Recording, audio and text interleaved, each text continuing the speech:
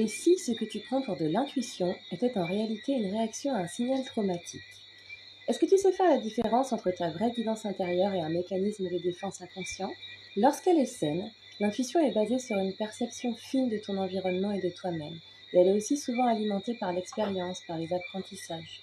Donc si tu participes au rituel Mon cœur est ouvert, il te faudra parfois agir de manière contre-intuitive, parce que tu vas te rendre compte que ce qui te semble juste ou naturel, ce que tu prends pour ton intuition, n'est qu'une réponse émotionnelle forte qui est déclenchée par une blessure non guérie. Par exemple, une opportunité de relation ou de collaboration se présente et tu ressens une forte envie de fuir, un malaise. Et du coup, tu te dis, mon intuition me dit que c'est pas une bonne idée. Mais est-ce que c'est vraiment ton intuition qui parle? Ou bien est-ce que c'est pas plutôt une peur déguisée qui t'empêche de sortir de ta zone de confort, qui t'empêche de prendre un risque émotionnel? Si tu remontes un peu dans ton histoire, je pense que tu peux trouver une anecdote où tu as été rejeté d'un groupe, d'un binôme, où tu as vécu une blessure que ton inconscient se refuse maintenant à revivre. Alors, comment reconnaître un mécanisme de défense déguisé en intuition? Garde en tête que le signal traumatique est souvent accompagné d'une sensation d'urgence ou de panique, comme si tu devais prendre une décision sur le moment pour te protéger. Ce sont ces réactions automatiques où l'on veut fuir, combattre ou se fermer qui peuvent être trompeuses. Elles sont là pour nous protéger, mais elles ne sont pas toujours alignées avec nos intérêts actuels ou avec notre environnement réel, en opposition à l'environnement dans lequel ces réactions se sont formées. L'intuition, au contraire, est généralement calme, elle ne génère pas d'anxiété excessive et elle laisse une place à la réflexion et au recul. Donc si une décision basée sur une intuition semble te restreindre constamment ou te maintenir dans des situations similaires à celles qui t'ont blessé par le passé, il est fort probable que ce soit un mécanisme de défense. Je te propose quelques outils pour affiner ta perception. Déjà, prends le temps d'observer tes réactions. Si tu ressens une émotion intense et que tu as envie de prendre une décision rapide, donne-toi le temps de réfléchir. Respire profondément, prends du recul et demande-toi, est-ce que je suis dans l'urgence parce que j'ai peur? Si oui, de quoi? Pourquoi? Qu'est-ce qui ramène cette peur? Ou est-ce que c'est une vraie conviction intérieure?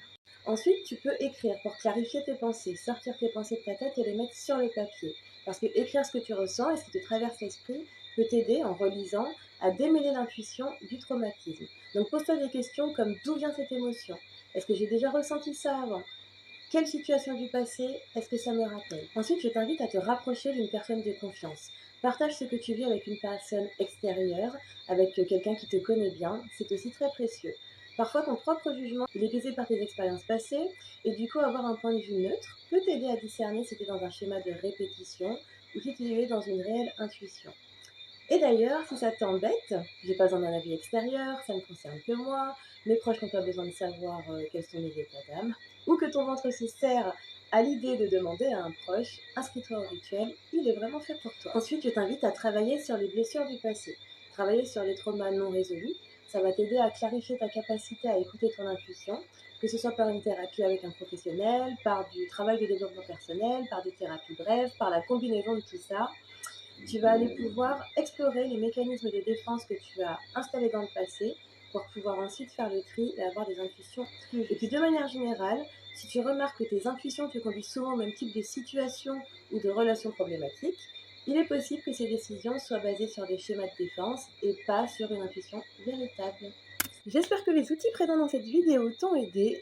C'est un nouveau format que je démarre ici. Je vais faire des vidéos un peu plus longues sur certains thèmes, sur ce compte YouTube, donc n'hésite pas à t'abonner.